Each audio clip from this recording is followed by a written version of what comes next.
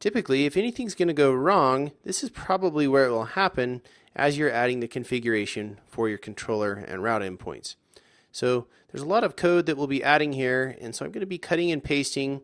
So make sure that you follow along and pause and get all of your information added to your system before you move on with the course.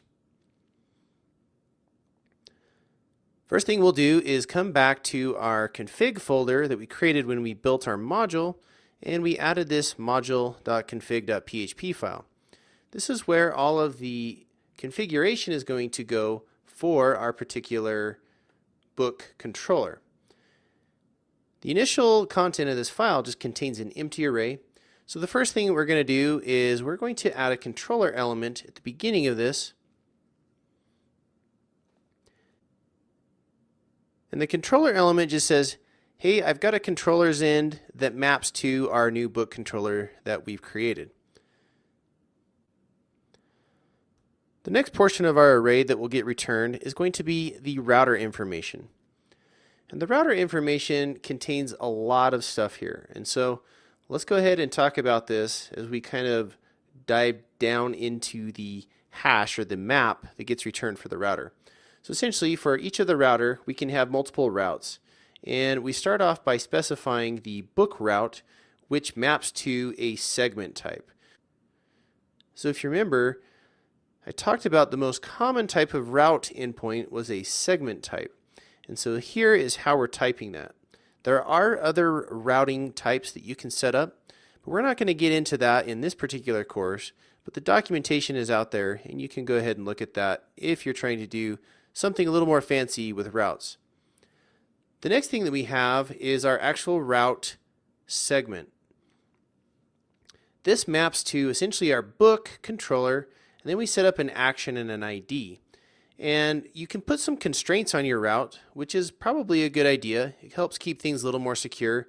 That way you don't have people adding crazy actions or doing inappropriate things with IDs. Obviously, if your ID takes something that is not numeric, you don't want to make sure that your ID is only restricting to numeric. You'll want to make sure that your constraint is alphanumeric or whatever is appropriate for your ID. And the last piece here is a default. So if you come in and you don't specify an action or an ID, where should this route go? And this says that our default route action should point to our index action. If you've done any other kind of route endpoint setup in any other technologies, such as Spring MVC in Java, or Ruby on Rails, or even Python and Django, a lot of this concept is very similar, and you have a lot of the same constructs and paradigms. The last thing I'm going to add in here is a view manager setup. And essentially, this just tells us where do we find the templates for this particular module and controller. So if for some reason you don't want to put your templates in a folder called view, you could change that information here and how that gets set up.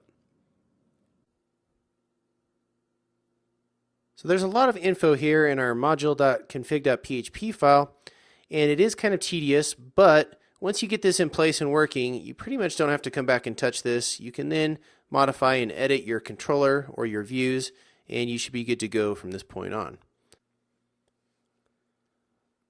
So to test this, go ahead and go back to your browser and your local host and port for your web server. Obviously, make sure your web server is running, and make sure that you can still get to the Welcome to Zend Framework homepage. If that's still working, chances are your module has been bootstrapped and is still running correctly.